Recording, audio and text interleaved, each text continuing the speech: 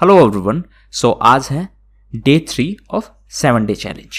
अब ये 7 day challenge क्या है? 7 डे चैलेंज का मतलब है कि 7 दिन तक आप जो कोई भी करंट अफेयर्स की सीरीज फॉलो करते हैं आप उसको देखिए, उसके बाद इस वीडियो को देखिए और ये फाइंड आउट करिए कि आपको कहाँ से कम टाइम में ज़्यादा एग्जाम ओरिएंटेड इन्फॉर्मेशन मिल पाती है और आप उसको कितना रिटेन कर पाते हैं। अब रिटेंशन में कैसे हेल्प मिलेगी? देखिए, अगर कोई चीज़ बार बार रिवाइज की जाती है तो वो ऑटोमेटिकली आपके सबकॉन्शियस माइंड में स्टोर हो जाती है। जैसे यंगेस्ट मेयर कौन है? आर्या राजेंद्रन। सो ये फैक्ट है, ये एटलीस्ट 5 to 10 टाइम्स अगर रिपीट हो जाएगा आपके माइंड में तो आपको इसको याद करने की जरूरत नहीं है, ये ऑटोमेटिकली आपके ब्रेन में स्टोर हो जाएगा। सो चलिए शुरू करते हैं थर्ड डे। इस वीडियो का जो रिवीजन पीडीएफ है वो टेलीग्राम चैनल पे मिल जाएगा। टेलीग्राम चैनल का लिंक डिस्क्रिप्शन बॉक्स में दिया गया है। फर्स्ट क्वेश्चन है, हाल ही में किस राज्य सरकार ने मनरेगा के तहत जो काम दिया जाता है 100 दिन का उसको बढ़ाकर 150 दिन का दिया? सबसे पहले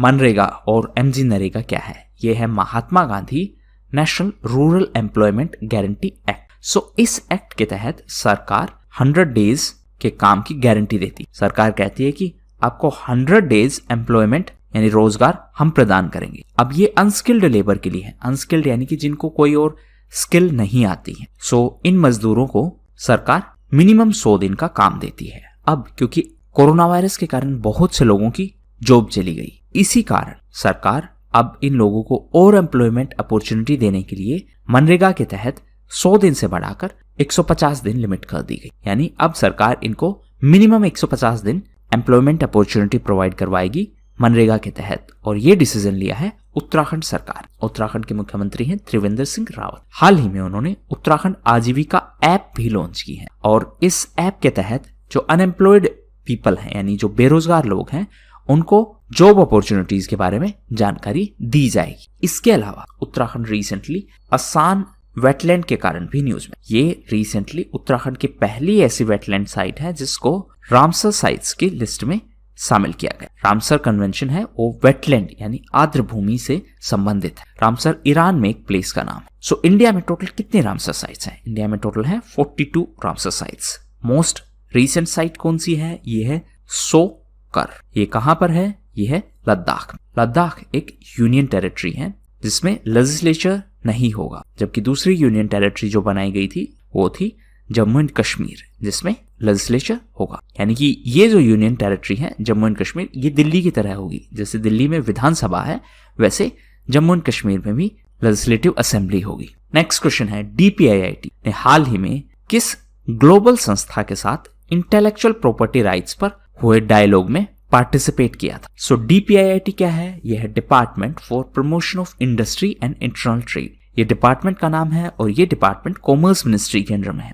और ये डिपार्टमेंट इंटरनल ट्रेड और एक्सटर्नल ट्रेड संबंधित मुद्दों पर काम करता है। इंटरनल ट्रेड यानी कि भारत के अंदर ट्रेड, यानी इंडिया के एक हिस्से से दूसरे हिस्से में जो व्यापार है उससे संबंधित काम, और एक्सटर्नल ट्रेड का मतलब है इंडिया और किसी दूसरे देश के बीच व्यापार।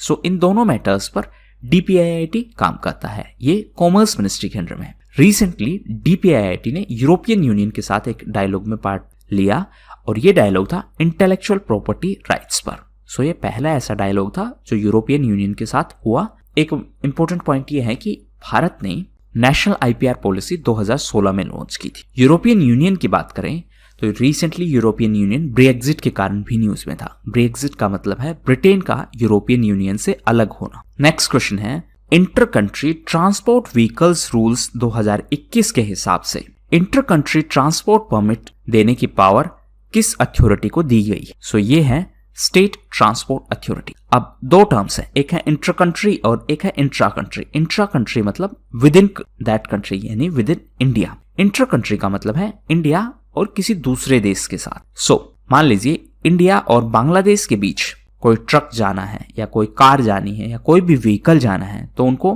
ट्रांसपोर्टेशन के लिए परमिट चाहिए है और ये परमिट स्टेट ट्रांसपोर्ट अथॉरिटी के द्वारा जारी किया जाए और ये परमिट है ये 1 साल तक के लिए वैलिड होगा। तो अब नए रूल्स के हिसाब से पैसेंजर और गुड्स के ट्रांसपोर्टेशन के लिए व्हीकल्स को दूसरे देश में जाने के लिए जो परमिट चाहिए होता है वो स्टेट ट्रांसपोर्ट अथॉरिटी इश्यू करेगी और ये परमिट 1 साल के लिए वैलिड होगा। दोबारा आपको 1 साल के बाद इसको रिन्यू करवाना पड़ेगा।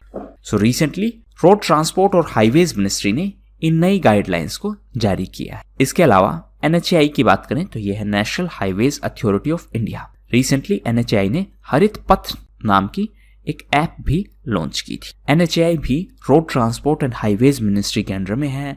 प्रेजेंट रोड ट्रांसपोर्ट मिनिस्टर हैं नितिन गडकरी। नेक्स्ट है, हाल ही में ईरान समेत कुल 7 देशों ने किस संस्था में अपना राइट टू वोट खो दिया है? सो ये संस्था है UNGA यानी यूनाइटेड नेशन जनरल असेंबली। सो यूनाइटेड नेशन जनरल असेंबली में सभी देश थोड़ा थोड़ा फाइनेंशियल कंट्रीब्यूशन करते हैं, यानी कि थोड़ा थोड़ा पैसा देते हैं, जिससे ये UNGA चलता है। UNGA क्या है? United nation general assembly. So ये सभी देशों की एक असेंबली है जहां पर सभी देश डिफरेंट मुद्दों पर बातचीत करते हैं और इन सब काम को ऑर्गेनाइज करवाने के लिए पैसा खर्च होता है और ये पैसा डिफरेंट देश कंट्रीब्यूट करते हैं। अब ईरान और कुछ देशों ने पिछले कुछ समय से अपना पैसा जमा नहीं करवाया है, तो उनका ये बकाया था और इस बकाया को पे ना करने के कारण ईरान समेत कुल 7 देशों ने अपने वोटिंग राइट खो दिए हैं। अब वापस से जैसे ये पैसे जमा करवाएंगे उसके बाद इनके वोटिंग राइट्स रिन्यू हो जाएंगे। सो कौन कौन से हैं ये 7 देश? Iran, niger, Libya, central African Republic, Congo, south Sudan और जिम्बाब्वे। ये 7 देश हैं। यूनाइटेड नेशन जनरल असेंबली क्या है? ये सभी देशों की एक असेंबली है। प्रेजेंट में इसके प्रेसिडेंट है वोल्कन बोजगिर जो कि टर्की से हैं। United nation general assembly United Nations का एक ऑर्गन है। यूनाइटेड नेशंस के जो सेक्रेटरी जनरल हैं वो हैं एंटोनियो ग्यूटरस जो कि पुर्तगाल से हैं। पुर्तगाल की राजधानी है लिस्बोन। यूनाइटेड नेशंस का एक और ऑर्गन है UNSC यानी यूनाइटेड नेशन सिक्योरिटी काउंसिल। इसमें टोटल 15 मेंबर होते हैं जिसमें से 5 मेंबर परमानेंट है। ये परमानेंट मेंबर P5 बोलते हैं इनको। तो ये परमानेंट मेंबर कौन कौन से हैं?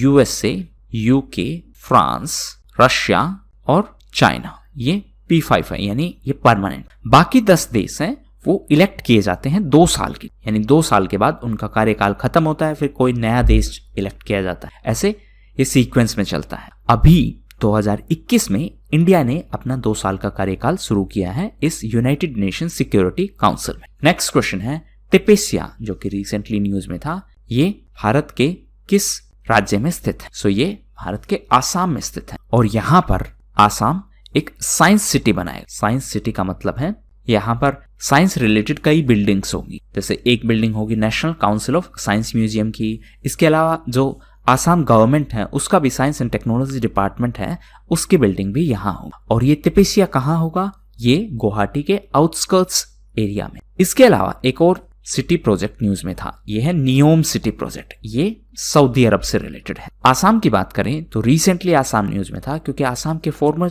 चीफ मिनिस्टर तरुण गोगोई का हाल ही में निधन हुआ है। इसके अलावा आसाम न्यूज में था क्योंकि भारत का पहला मल्टी मॉडल लॉजिस्टिक पार्क है वो भी आसाम के जोगीघोपा में शुरू किया जाएगा। हाल ही में इसकी नींव रखी गई। इसके अलावा आसाम न्यूज में था क्योंकि नॉर्थ ईस्ट राज्यों का पहला काउ हॉस्पिटल भी आसाम में ही स्थित हो। नेक्स्ट क्वेश्चन है, हाल ही में कितने बैंक्स को RBI ने डोमेस्टिक सिस्टमिकली इंपॉर्टेंट बैंक्स घोषित किया है?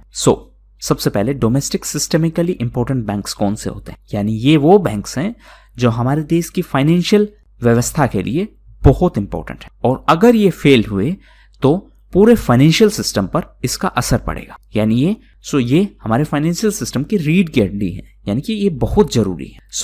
RBI ने 3 बैंक्स को डोमेस्टिक सिस्टमिकली इंपॉर्टेंट बैंक्स का दर्जा दिया। ये 3 बैंक्स कौन से हैं? SBI, ICICI और HDFC। ये जो SIB का कॉन्सेप्ट है ये 2 लेवल पर होता है। एक है डोमेस्टिक यानी कि हर कंट्री अपने SIB डिक्लेयर करेगा, इसको डोमेस्टिक सिस्टमिकली इंपॉर्टेंट बैंक्स बोलते हैं। हमारे देश में ये RBI करेगा, दूसरे देश में उनका सेंट्रल बैंक जो भी होगा वो करेगा। ग्लोबल लेवल पर भी ऐसे ही सिस्टमिकली इंपॉर्टेंट बैंक्स डिक्लेयर किए जाते हैं जो कि एंटायर ग्लोबल फाइनेंशियल सिस्टम के लिए जरूरी है। इन बैंक्स को FSB और BCBS मिलकर तय करते हैं। FSB क्या है? यह है फाइनेंशियल स्टेबिलिटी बोर्ड।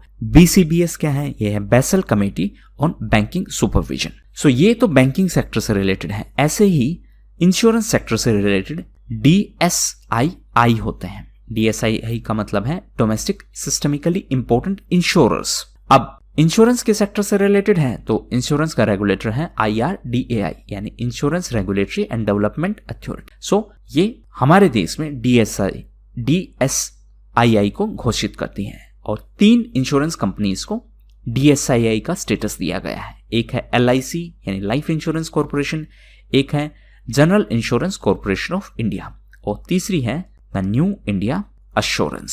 सो ये 3 मोस्ट इंपोर्टेंट इंश्योरेंस कंपनीज हैं और ये 3 मोस्ट इंपोर्टेंट बैंक्स हैं। नेक्स्ट क्वेश्चन है नेशनल लॉजिस्टिक पॉलिसी किस मंत्रालय से संबंधित है? सो ये कॉमर्स और इंडस्ट्री मिनिस्ट्री से संबंधित है। लॉजिस्टिक का मतलब है ट्रांसपोर्ट यानी एक जगह से दूसरी जगह सामान पहुंचाना। अब इंडिया की जो नेशनल लॉजिस्टिक पॉलिसी है उसका उद्देश्य है कि लॉजिस्टिक की कॉस्ट को कम करना यानी कि ट्रांसपोर्टेशन की कॉस्ट को कम करना। अभी प्रेजेंट में सिनारियो ये है कि लगभग ट्रांसपोर्टेशन कॉस्ट पर 1 रुपए में से 14 पैसे खर्च करने पड़ते हैं। इस पॉलिसी का ऑब्जेक्टिव है कि हम इस 14 पैसे को कम करके 10 पैसे से भी नीचे लेकर आए 2022 तक। सो रिसेंटली ये सब न्यूज में क्यों था? क्योंकि पहली national conference of states on logistic हुई थी और इस कॉन्फ्रेंस में commerce minister mister Piyush Goyal ने भी पार्टिसिपेट किया था। ये कॉन्फ्रेंस क्यों हुई थी? ताकि नेशनल लॉजिस्टिक पॉलिसी के बारे में डिस्कस किया जा सके। इसके अलावा कॉमर्स एंड इंडस्ट्री मिनिस्ट्री प्रारंभ इनिशिएटिव के कारण भी न्यूज में थी। प्रारंभ इनिशिएटिव क्या है? ये एक स्टार्टअप समिट थी और इसको स्टार्टअप इंडिया के 5 वर्ष पूरे होने के मौके पर आयोजित करवाया गया था। इसको आयोजित करवाया था कॉमर्स एंड इंडस्ट्री मिनिस्ट्री ने। बिम्स्टेक इसमें की पार्टनर था। बिम्स्टेक का मुख्यालय है बांग्लादेश की राजधानी ढाका में। सो प्रारंभ इनिशिएटिव के दौरान स्टार्टअप इंडिया सीड फंड की घोषणा की गई। ये 1000 करोड़ रुपए का सीड फंड है जिसमें स्टार्टअप कंपनीज को सहायता दी जाएगी। इसके अलावा स्टार्टअप एडवाइजरी काउंसिल भी न्यूज में थी। ये काउंसिल रिसेंटली न्यूज में थी क्योंकि हाल ही में इस स्टार्टअप एडवाइजरी काउंसिल में 28 नॉन ऑफिशियल मेंबर्स को अपॉइंट किया गया। नॉन ऑफिशियल मेंबर्स यानी कि डिफरेंट स्टार्टअप कंपनीज हैं, उनके फाउंडर्स इस काउंसिल में शामिल किए गए। जैसे स्नैपडील, ओला, इन सब के फाउंडर इस काउंसिल में शामिल किए गए और इस काउंसिल के जो चेयरपर्सन होते हैं वो हैं commerce minister. Present commerce minister हैं पीयूष गोयल जो कि रेल मिनिस्टर भी हैं। कमेंट बॉक्स में बताइए आजाद भारत के पहले रेल मंत्री कौन थे? नेक्स्ट क्वेश्चन है हाल ही में किस कंपनी ने एयरपोर्ट अथॉरिटी ऑफ इंडिया के साथ एक एग्रीमेंट साइन किया है 3 एयरपोर्ट्स को मैनेज करने के लिए और उन 3 एयरपोर्ट्स में से एक एयरपोर्ट तिरुवनंतपुरम का भी है। सो ये कंपनी है अडानी ग्रुप। अडानी ग्रुप ने 3 एयरपोर्ट्स को मैनेज करने के लिए recently airport authority of India के साथ एग्रीमेंट साइन किया है। ये 3 एयरपोर्ट हैं जयपुर, गुवाहाटी और तिरुवनंतपुरम। तिरुवनंतपुरम है वो है केरल में, गुवाहाटी आसाम में है और जयपुर राजस्थान में। रिसेंटली जयपुर इसलिए भी न्यूज में था क्योंकि RBI ने अपना बैंक नोट प्रोसेसिंग सेंटर खोलने की घोषणा की है और ये bank note processing centre Jaipur में होना है। रिसेंटली केरल इसलिए न्यूज में था क्योंकि इंडिया की जो यंगेस्ट मेयर है वो केरल से बनी है। एक्चुअली वो केरल के तिरुवनंतपुरम म्युनिसिपल कॉर्पोरेशन की मेयर बनी है। मेयर का नाम है आर्या राजेंद्रन और वो इंडिया की यंगेस्ट मेयर बनी है। अडानी ग्रुप की बात करें तो अडानी ग्रुप के जो चेयरपर्सन है वो है गौतम अडानी और अडानी ग्रुप अब इन एयरपोर्ट्स को मैनेज करेगा अगले 50 साल तक के लिए। नेक्स्ट क्वेश्चन है हाल ही में किस कमर्शियल पैसेंजर ट्रेन का नाम बदलकर नेताजी एक्सप्रेस रख दिया गया है? सो ये ट्रेन है हावड़ा कालका मेल। इसको नेताजी एक्सप्रेस के नाम पर रखा गया है। क्यों? ऐसा इसलिए किया गया क्योंकि इस साल नेताजी सुभाष चंद्र बोस की 125वीं बर्थ एनिवर्सरी है और उसी को सेलिब्रेट करने के लिए इस ट्रेन का नाम बदला गया है। अब ये ट्रेन उनसे कैसे कनेक्टेड है? ये ट्रेन इसलिए कनेक्टेड है क्योंकि 1941 में नेताजी सुभाष चंद्र बोस ने इस ट्रेन से ट्रेवल किया था। अब हर साल 23 जनवरी को उनकी बर्थ एनिवर्सरी है और इस बार भारत सरकार ने घोषणा की है कि 23 जनवरी को अब से पराक्रम दिवस के तौर पर मनाया जाएगा। इस साल उनकी 125वीं बर्थ एनिवर्सरी है। सुभाष चंद्र बोस ने एक पार्टी का भी गठन किया था, यह है फॉरवर्ड ब्लॉक और इसकी स्थापना 1939 में की गई थी। कमेंट बॉक्स में बताइए सुभाष चंद्र बोस जो कि INC के 2 बार प्रेसिडेंट रहे थे, वो INC के कौन कौन से सेशन के प्रेसिडेंट रहे थे? नेक्स्ट क्वेश्चन है इंडिया की मिलिट्री टीम किस देश में S-400 एयर डिफेंस सिस्टम की ट्रेनिंग लेने के लिए ट्रेनिंग सेशंस अटेंड करेगी? इंडिया रशिया से ये S-400 एयर डिफेंस सिस्टम खरीदने वाला है और इन S-400 एयर डिफेंस सिस्टम को ऑपरेट करने के लिए रशिया इंडियन मिलिट्री एक्सपर्ट्स को ट्रेनिंग देगा। इससे पहले रिसेंटली टर्की ने भी रशिया से ये S-400 एयर डिफेंस सिस्टम खरीदे हैं और इसीलिए अमेरिका ने टर्की पर सैंक्शंस लगा दिए। सैंक्शंस यानी प्रतिबंध। ये सैंक्शंस काटसा के तहत लगाए गए हैं। काटसा क्या है? Countering American adversaries through sanctions act, यानी ये वो कानून है जिसके तहत अमेरिका अपने दुश्मन देशों पर प्रतिबंध लगाता है। रिसेंटली अमेरिका इसलिए भी न्यूज में था क्योंकि अमेरिका में नए प्रेसिडेंट जो बाइडेन ने शपथ ली है। उनसे पहले प्रेसिडेंट थे ट्रंप। 20 जनवरी को उनका कार्यकाल खत्म हुआ और नए प्रेसिडेंट ने अपना कार्यभार संभाला है और उन्होंने 2 इंपॉर्टेंट इश्यूज पर मेजर डिसीजन लिए। पहला, पेरिस क्लाइमेट डील। सो डोनाल्ड ट्रंप के टाइम पर यूएसए ने घोषणा की थी कि वो इस डील का हिस्सा नहीं होगा।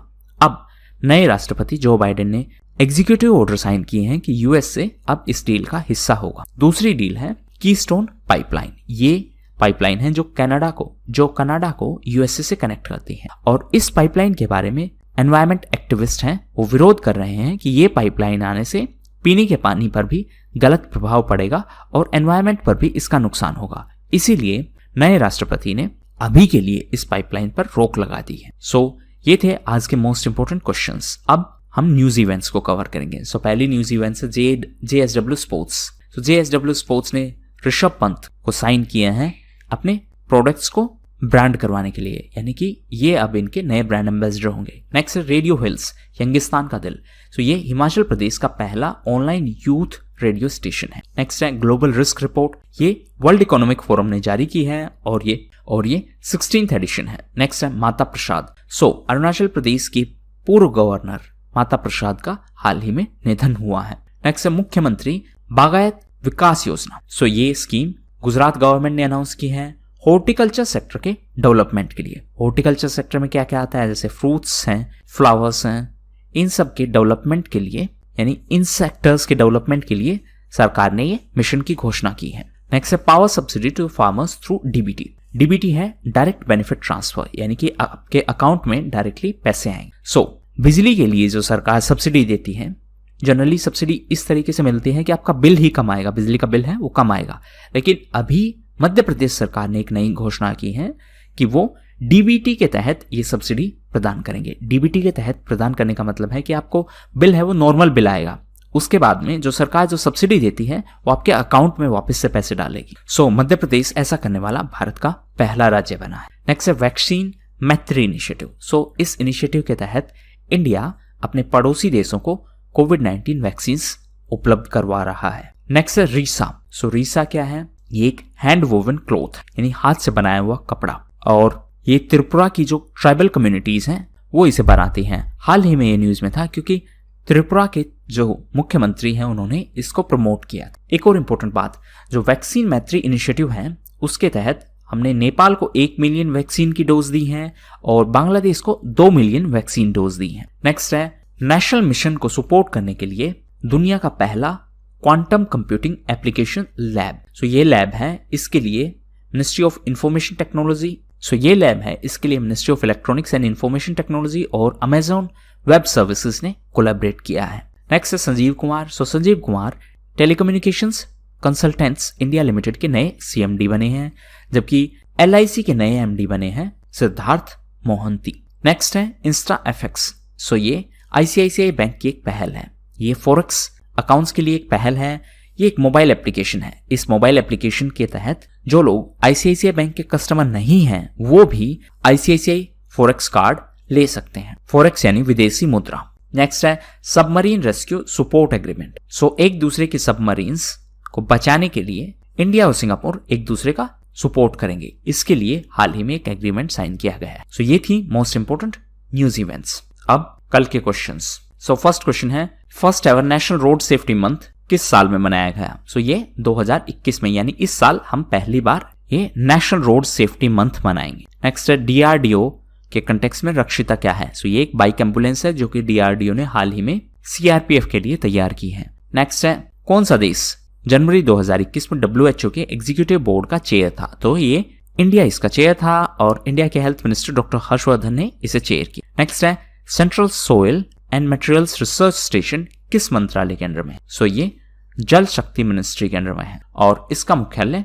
नई दिल्ली में स्थित है। नेक्स्ट है जनवरी 2021 में नेशनल हाईवेज बनाने का, यानी कि एक सप्ताह में मैक्सिमम नेशनल हाईवेज बनाने का रिकॉर्ड कितना है? सो ये है 534 किलोमीटर, यानी कि एक सप्ताह में 534 किलोमीटर नेशनल हाईवेज कंस्ट्रक्ट किए गए हैं और ये एक नया रिकॉर्ड है। नेक्स्ट है स्टेट्स कितना कर्जा ले सकते हैं, कितना बोरो कर सकते हैं, ये संविधान के किस आर्टिकल से संबंधित है? ये आर्टिकल 293 से संबंधित है। नेक्स्ट है एलेक्सी नावल्नी किस देश के अपोजिशन लीडर हैं? सो वो रशिया के अपोजिशन लीडर हैं। नेक्स्ट है हाल ही में किस कंपनी को गूगल ने क्लाउड पार्टनर का स्टेटस दिया है? सो ये है इन्फोसिस। लास्ट है सोमनाथ टेम्पल ट्रस्ट के नए चेयरपर्सन कौन बने हैं? सो ये बने हैं प्राइम मिनिस्टर मिस्टर मोदी। अब आज के test questions. So first question है कि रिपब्लिक डे परेड में भारत की पहली महिला फाइटर पायलट कौन बनी है? सेकंड क्वेश्चन है डेजर्ट नाइट 21 भारत और किस देश के बीच एक मिलिट्री एक्सरसाइज है? थर्ड क्वेश्चन है हाल ही में किस इंस्टीट्यूशन ने इंडिया इनोवेशन इंडेक्स जारी किया है? फोर्थ क्वेश्चन है किस फ्रीडम फाइटर की बर्थ एनिवर्सरी को पराक्रम दिवस के तौर पर मनाया जाएगा? फिफ्थ क्वेश्चन है हाल ही में ministry of electronics and information technology ने किस कंपनी को अपनी प्राइवेसी पॉलिसी वापस लेने के लिए कहा है? सिक्स्थ क्वेश्चन है गाबा, जो कि एक जगह का नाम है, ये किस देश में है? सेवंथ क्वेश्चन है हाल ही में आद्यार कैंसर इंस्टीट्यूट के चेयरपर्सन और वेटरन ऑन्कोलॉजिस्ट का निधन हुआ है, उनका नाम क्या है? एट्थ क्वेश्चन है स्टार्टअप एडवाइजरी काउंसिल के चेयरपर्सन कौन होते हैं? नाइन्थ क्वेश्चन है ड्रैगन फ्रूट, जिसको हाल ही में गुजरात सरकार ने रीनेम किया है, वो किस रीजन का नेटिव स्पीसीज है और उस रीजन में इसे पिठाया के नाम से भी जानते हैं? सो ये थे most important questions. Thank you and that's all for the day.